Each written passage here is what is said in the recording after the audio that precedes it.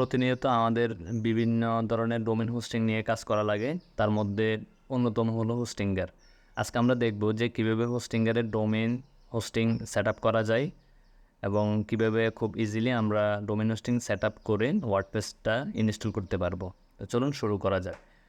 তো প্রথমে আমাদেরকে হচ্ছে হোস্টিঙ্গার.com অথবা আপনি গুগলে যদি হোস্টিঙ্গার লিখে সার্চ দেন তাহলে হোস্টিঙ্গারের ওয়েবসাইটটা আসবে। এখানেও আছে ওয়েবসাইট হোস্টিঙ্গার.com, এখানেও আছে। তো আমি জাস্ট এদের ওয়েবসাইটে চলে আসলাম। আসার পর এখন হচ্ছে এখানে লগ ইন বাটন যেটা আছে এটাতে ক্লিক করব। ক্লিক করার পর এখানে হচ্ছে আমি আপনার যে এগুলো হচ্ছে আপনার যদি নিজে না থাকে তাহলে ক্লায়েন্ট আপনাকে দিবে। আপনি জাস্ট এখান থেকে এসে ইউজার পাসওয়ার্ডটা দিয়ে লগ ইনে ক্লিক করবেন।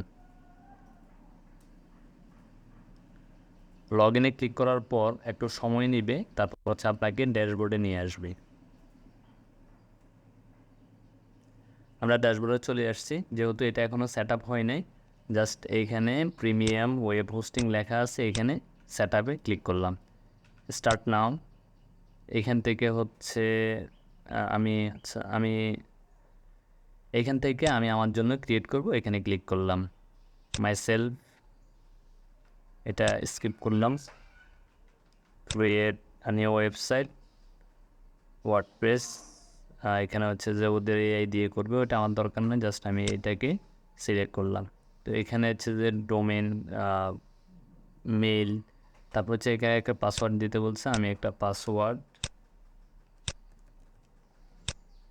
পাসওয়ার্ড জেনারেট করলাম। জেনারেট করে এখান থেকে দিয়ে দিলাম। দিয়ে দেওয়ার পর এখন এখানে কন্টিনিউ করলাম। কন্টিনিউ করার পর এখানে অনেকগুলো প্লাগইন সাজেশন দিচ্ছে, আমার এগুলোর দরকার নয়, আমি জাস্ট এখানে কন্টিনিউ দিলাম। এখানেও কতগুলো থিম দিচ্ছে, আমার এগুলোও দরকার নাই।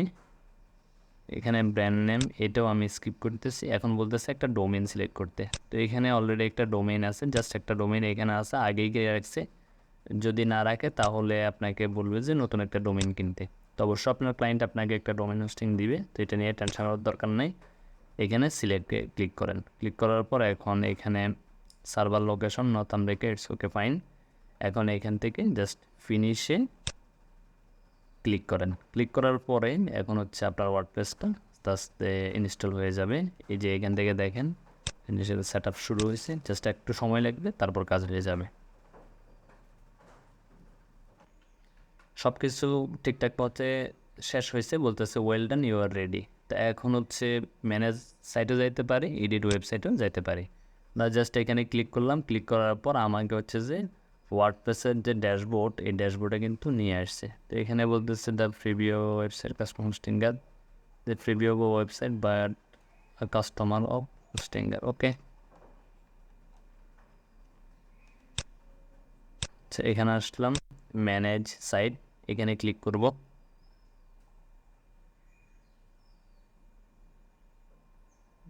এখানে ক্লিক করার পর আমাদের যে ওয়ার্ডপ্রেস আছে, ওয়ার্ডপ্রেসে ক্লিক করলাম। ওভারভিউ থেকে জাস্ট এখান থেকে আমরা লগ ইন করতে পারবো। এসএসএল অ্যাক্টিভেট আছে, এখান থেকে এডিট ওয়েবসাইটে ক্লিক করলাম।